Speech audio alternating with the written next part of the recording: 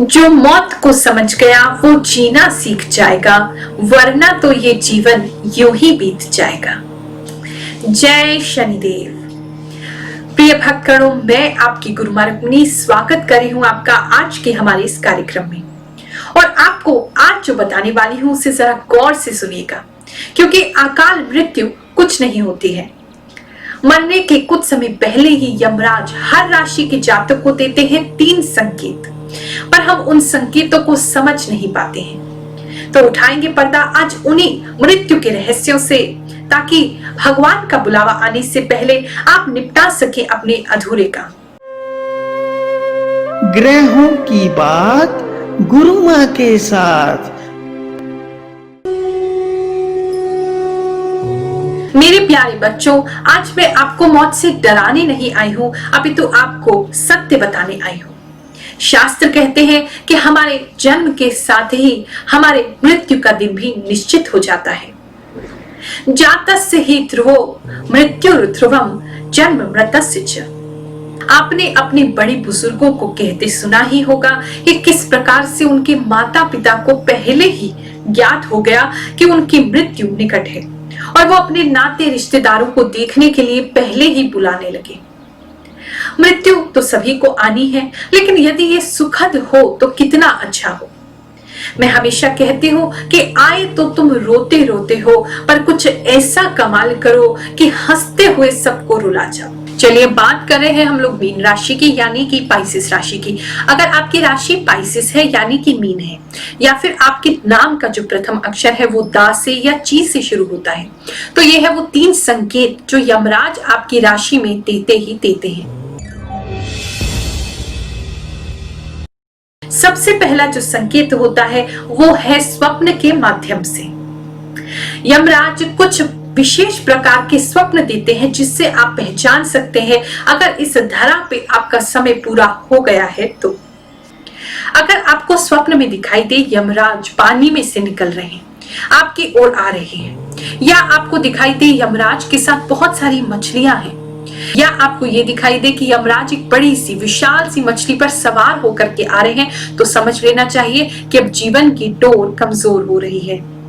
अगर आपको स्वप्न में दिखाई दे कि दूर कहीं पे एक सोने का टुकड़ा पड़ा है और वो खूब चमक रहा है, आपको अपनी ओर आकर्षित कर रहा है, और आप चलते जा रहे हैं और दक्षिण दिशा में आप स्वतः ही चले जाते हैं, और वहां पहुंचने पे वो सोने का टुकड़ा आपको नहीं दिखाई देता है, गायब हो जाता है, तो समझ लेना चाहिए अब यमदूत आपको लेने के लिए आने वाले हैं। अगर आप सपने में स्वयं को नदी या तालाब में डूबता देखते हैं और आप निकलने की कोशिश कर रहे हैं, लेकिन मछलियां आपका हाथ पकड़ के या आपको पैर से पकड़ के आपको ऊपर नहीं आने दे रही हैं, तो भी आपको समझना चाहिए कि अब जो है संकट की घड़ी आने वाली है। यदि किसी मीन राशि वाली जातक को भगवान के दूत सपने में दिखाई दे, भगवान के भक्त दिखाई दे, साधु संत दिखाई दे, फकीर दिखाई दे, और वो सब नाचते गाते हुए आपको भगवान का कीर्तन करते हुए दक्षिण दिशा की ओर ले जा रहे हैं, तो आप समझ लेना चाहिए कि भगवान का बुलावा आ गया है। ईश्वर अब आपको अपनी सेवा में लेना चाहते हैं। यदि स्वप्न के माध्यम से इस प्रकार के संकेत आपको प्राप्त होते हैं तो आपको सतर्क हो जाना चाहिए। अगर इसके अलावा आप सपनों का और रहस्य जानना चाहते हैं तो हमने पीछे कुछ वीडियोस बनाए हैं, आप उसे YouTube पे हमारे नाम से सर्च करके देख सकते हैं और अपने सपनों का रहस्य भी जान सकते हैं। इसी विषय में मैंने साधुओं के मुख से एक बहुत रोचक कथा सुनी है। एक भरी दोपहरी में एक बस ड्राइवर और एक साधु की मृत्यु एक साथ हो गई।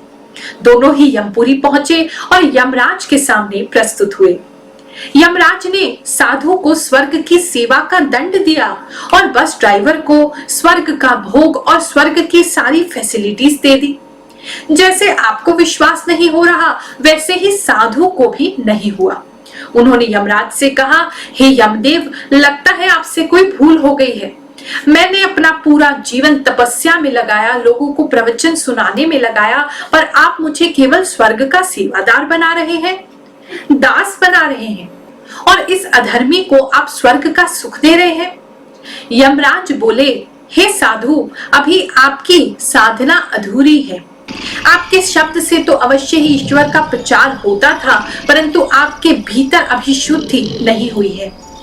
प्रवचन में आपके बताए मार्ग पर आप स्वयं नहीं चलते थे, फलस्वरूप प्रवचन में आए भक्त जो पीछे बैठे थे वो सो जाते थे और दिल से भगवान का नाम कोई भी नहीं लेता था।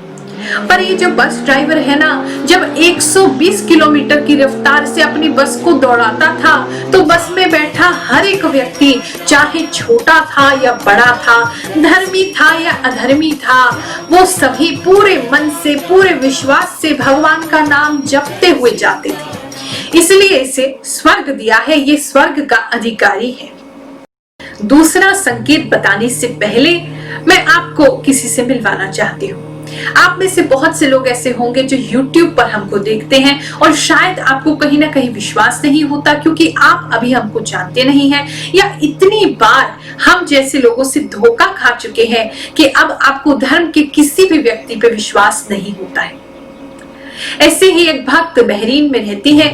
उन्होंने बताया किस प्रकार से उन्हें पहले विश्वास नहीं हुआ और फिर कैसे उन्होंने अपने जीवन में चमत्कार देखे। चलिए उनसे मुलाकात करते हैं। गुरुजी और गुरु माँ को मेरा सादर चरण स्पर्श।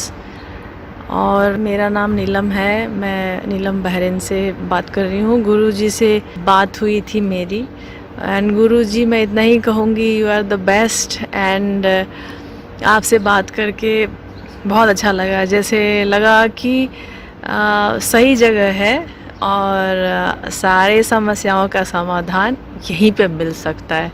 और मुझे बहुत इच्छा है कि मैं आप लोगों के पास आके आप लोगों का दर्शन करूं, तो वो भी इच्छा पूरी हो जाएगी, मेरा विश्वास है। और गुरु माँ से भी मैं माफ़ी मांगना चाहूँगी क्योंकि पहले मुझे लगा कि ऐसे ही है ये वीडियोस भी जैसे और बहुत सारे यूट्यूब पे होते हैं। एंड मैं और एक बात कहना चाहूँगी कि thanks to YouTube channel also, because of this platform only I just find out Guruji and Guru माँ। and सनी देव से भी मैं प्रार्थना करना चाहूँगी कि गुरु माँ और गुरुदेव बहुत अच्छा काम कर रहे हैं, लोगों का बहुत मदद कर रहे हैं और उनके पूजा पाठ से, उनके आशीर्वाद से बहुत लोगों का बहुत भला हो रहा है। तो सनी देव की कृपा से गुरु माँ और गुरु जी को सनी देव स्वस्थ रखे और उनको लंबी आयु दे ताकि वो ऐसे अच्छे अच्छे काम करते रहे। एंड मैं और ज़्यादा मुझे बोलना तो नहीं आता। Guru ji, I hope you will accept my pranam. And गुरु माँ को जी को भी मेरा जय सनी देव, जय गुरुदेव। चलिए बात करते हैं हम दूसरे संकेत की। यमराज जो आपकी राशि में दूसरा संकेत देते हैं वो है शारीरिक परिवर्तन। मृत्यु के कुछ समय पहले ही हमारा शरीर जो है वो उल्टी दिशा में कार्य करने लगता है, बदलने लगता है। पर सबसे पहले बताना चाहूंगी कि यमराज ही ऐसे संकेत आपको क्यों देते हैं, क्योंकि यमराज जो है वो हिंदू धर्म के अनुसार मृत्यु के देवता कहे जाते हैं। इनके पिता जो है वो सूर्य है, माता इनकी संज्ञा है, शनिदेव इनके भाई और यमुना इनकी बहन है। दिवाली के एक दिन पहले यमदीप के द्वारा या दूसरे पर्वों पर भी यमराज की आराधना की जाती है।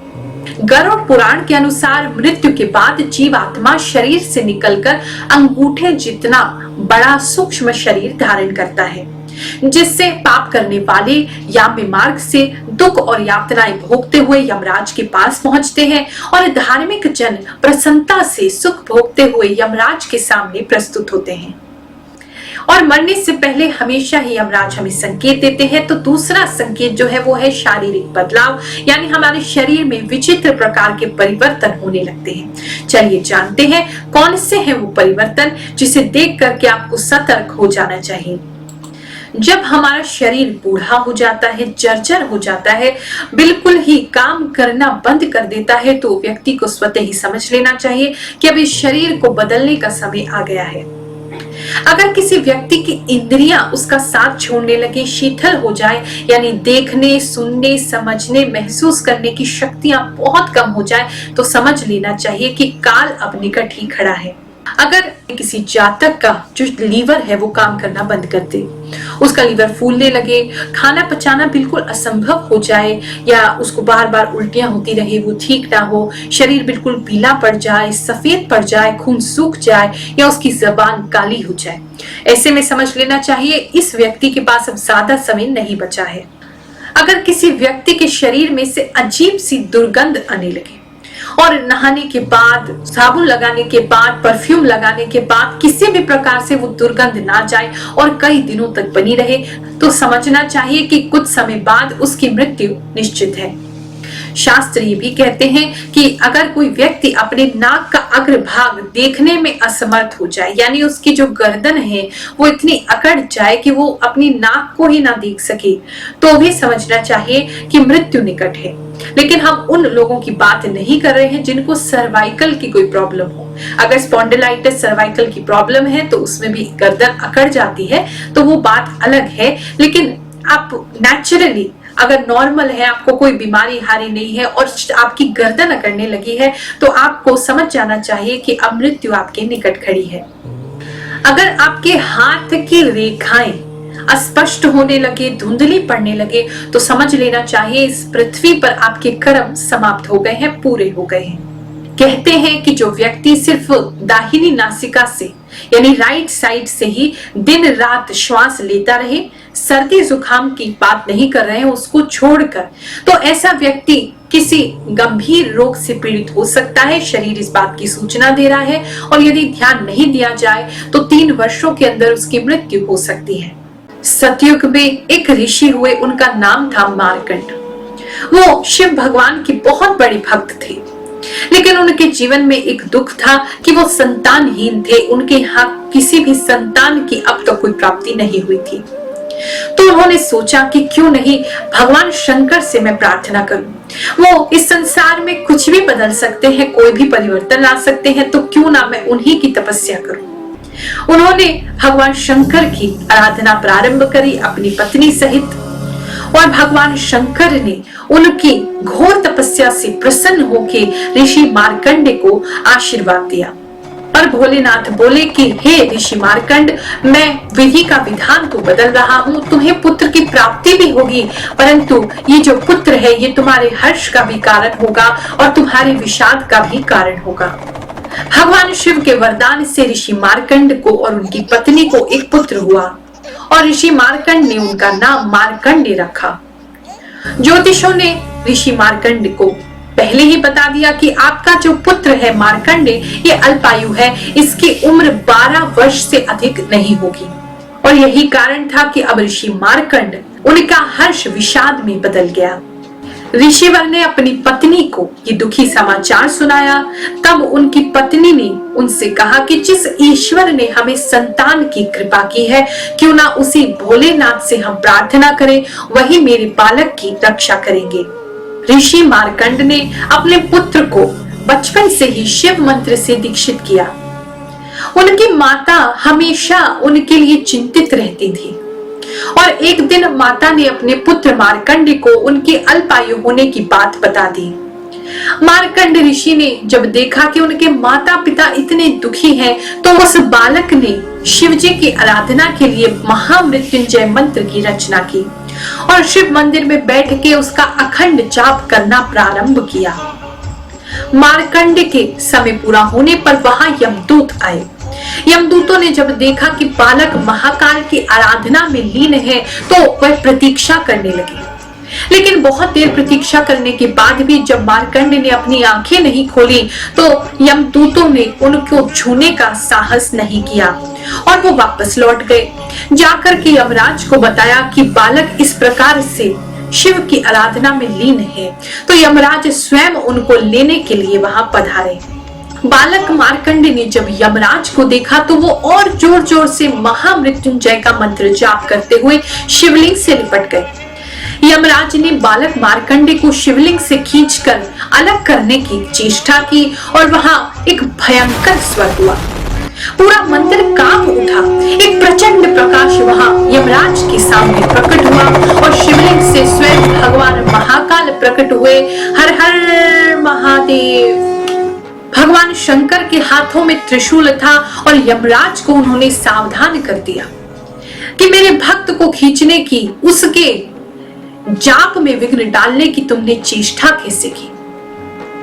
यमराज महाकाल के उस प्रचंड रूप से कांपने लगे। उन्होंने कहा, हे प्रभु, मैं तो आप ही का सेवक हूं, आप ही के नियमों का पालन कर रहा हूं। आप ही ने मुझे प्राण हरने का ये निष्ठुर काम सौंपा है। भगवान शंकर का क्रोध कुछ शांत हुआ और फिर बोले कि मैं अपने इस भक्त की स्तुति से प्रसन्न हूं और मैं इसे दीर्घायु होने का वरदान देता हूं, इसलिए तुम उसे नहीं ले जा सकते, तुम वापस लौट जाओ। और साथ ही उन्होंने बालक मार्कंड को ये आशीर्वाद दिया कि जो भी उनके द्वारा रचित इस महामृत्युंजय मंत्र का पाठ करेगा, कभी भी उसका अनिष्ट नहीं होगा, वो दीर्घ आयु होगा, उसकी आयु में वृद्धि अवश्य होगी। भगवान शंकर की कृपा से मार्कंड दीर्घ आयु हुए और उनके द्वारा रचित ये महामृत्युंजय का जो मंत्र है आज भी शिव को प्रसन्न करने के लिए बहुत ही कारगर है और मनुष्य को किसी भी प्रकार की असाध्य रोगों से, मानसिक तनाव से या अल्पायु होने से बचाता है।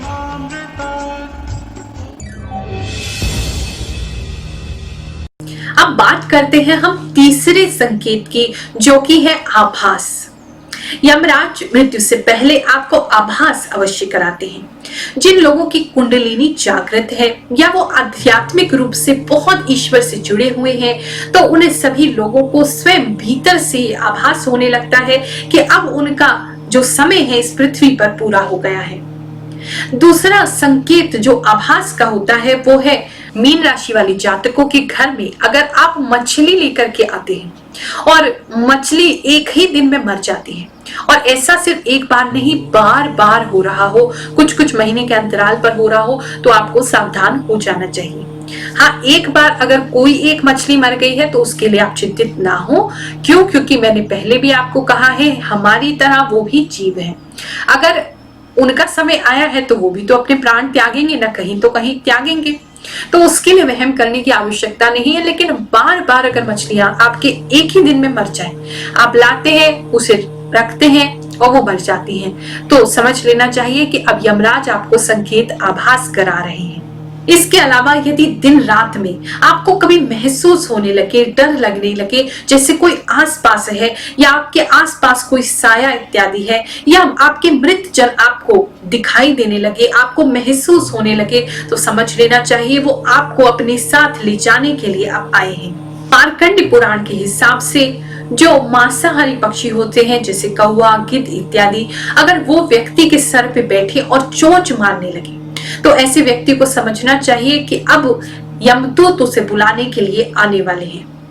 अगर आपको ऐसा महसूस हो जैसे आपका शरीर इतना हल्का हो गया है कि हवा जो है अंगों को पार करके अंदर आ रही है, तो भी व्यक्ति को समझना चाहिए, आभास कर लेना चाहिए कि अब उसके जाने का समय पास है। अगर स्नान करने के बाद किसी व्यक्ति के सीने पर या पैर पर तुरंत पानी सूख जाए, ऐसा लगे जैसे मानो पानी डला ही नहीं था, तो आपको समझ लेना चाहिए कि यमराज का बुलावा आपको आ गया है। अगर आपके परछाई भी आपका साथ छोड़ दे, या आप दर्पण में, तेल में, पानी में अपनी परछाई देखना बंद कर दें, आपको दिखाई ना दे या धुंधली दिखाई दे, तो भी समझना चाहिए कि अब समय पूरा हो गया है। ऐसे ही यदि घर से निकलते ही कोई एक कुत्ता 40 दिन तक रोजाना आपके पीछे आए और आपके पीछे पीछे घूमता रहे, तब भी ऐसा समझना चाहिए कि अब संकट की घड़ी आने वाली है। तो ये है वो 3 संकेत जो यमराज आपको मृत्यु से पहले देते हैं। सबसे पहला स्वप्न, दूसरा शारीरिक परिवर्तन, तीसरा आभास। अब ये तो हमने जान लिया। अगर मान लीजिए कि समय हमारा करीब है जाने का, अपनों को छोड़ने का, तो ऐसे में हमें क्या करना चाहिए? शास्त्र कहते हैं यदि किसी व्यक्ति को अपनी मृत्यु का समाचार प्राप्त हो जाए, उसे मालूम हो जाए, आभास हो जाए, तो उसे क्या करना चाहिए? श्री आदि शंकराचार्य इस बात के लिए कहते हैं, उपस्थिते प्राण हरे कृतांते किमाशु कार्यम सुधिया प्रयत्नात् वक्कायचिते सुखदं यमग्नं मुरारे पादाम्बुज चिंतनम च। श्री आदि शंकराचार्य जी कहते हैं यदि आभास हो जाए तो व्यक्ति को, अगर प्राणों का संकट है, मृत्यु उसके सामने खड़ी है, तो ऐसे व्यक्ति को ईश्वर का नाम भजना चाहिए। प्रभु का नाम ही एक ऐसा है जो आपको सभी बंधनों से मुक्त करते हुए आपको ईश्वर की ओर लेकर के जा सकता है। फकीरों को कहते, मैंने सुना है, वो कहते हैं मृत्यु कोई बुरी बात नहीं है, अच्छी बात है। अरे ये तो पिया से मिलन की घड़ी होती है, जहां से निकले थे वापस वहां जा रहे हैं, नदी समुद्र से मिल जाएगी, इससे सुंदर तो और हो ही क्या सकता है। लेकिन फिर भी अगर मान लीजिए किसी व्यक्ति को अभी उसने काम अपने जीवन के पूरे समाप्त नहीं किए हैं, जिम्मेदारियां पूरी नहीं हैं और ऐसा आभास होने लगे, तो ऐसे व्यक्ति को क्या करना चाहिए? तो ऐसे व्यक्ति को एस्ट्रोलॉजी की मदद लेनी चाहिए, ज्योतिष की मदद लेनी चाहिए। हाँ, मृत्यु अटल है, आनी ही है, उसे टाला नहीं जा सकता, लेकिन हम किसी व्यक्ति को दीर्घ आयु अवश्य ही कर सकते हैं। ईश्वर जो है, जो कुछ भी कर सकते हैं, यदि उनसे प्रार्थना, पूजा, उपाय किए जाए तो क्या असंभव है। तो यदि किसी के जीवन में ऐसी कोई दिक्कत आ रही हो तो अवश्य ही आप ज्योतिष की सहायता लें। दूसरा है महामृत्युंजय का जाप। जैसे कि मैंने आपको कथा सुनाई मार्कंडेय ऋषि की, अगर आपके जीवन में ऐसी कोई समस्या आ रही हो, ऐसा कोई आभास, कोई संकेत आपको प्राप्त हो रहा हो, तो आपको स्वयं ही महामृत्युंजय का जाप करना चाहिए। यदि स्वयं ना कर सके तो घर में जो भी लोग उनसे प्रेम करते हैं, उन्हें सभी को उनके नाम से जाप अवश्य करना चाहिए। और यदि मृत्यु अटल है, आ ही गई है, द्वार पे खड़ी है, तो ऐसे व्यक्ति के मुख में जाते समय गंगा जल अवश्य ही डालना चाहिए, तुलसी पत्र जरूर डालना चाहिए और हो सके तो श्रीमद् भगवत महापुराण का जो श्लोक है या कथा है, जितनी हो सके ऐसे व्यक्ति को श्रवण करानी चाहिए। यदि वो स्वयं व्यक्ति गीता का कुछ श्लोक पाठ कर सके और नहीं कर सके तो सुन सके, उसे श्रीमद् भगवत गीता का श्लोक सुनना चाहिए या पाठ करना चाहिए। और अगर कुछ भी संभव ना हो तो हरि नाम तो सबसे शुद्ध है, सबको शुद्ध करने वाला है। हरि नाम लेते लेते इस शरीर को त्यागना। चलिए, इस वीडियो को समाप्त करने का अब समय आ गया है। अगर इंफॉर्मेशन अच्छी लगी हो तो इसे लाइक करिएगा, जय शनिदेव नीचे कमेंट में लिखना मत भूलेगा और अपने दोस्तों रिश्तेदारों के साथ इस वीडियो को अवश्य शेयर कीजिएगा। हमारा चैनल सब्सक्राइब कीजिए और इसी प्रकार से हमारी वीडियोस को अपना प्यार देते रहिए। आप सभी को आशीर्वाद देती हूँ, दीर्घायु भव। जय शनिदेव। हमारे द्वारा बनाई गई और वीडियोस को यहाँ पर क्लिक करके आप देखते रहिए।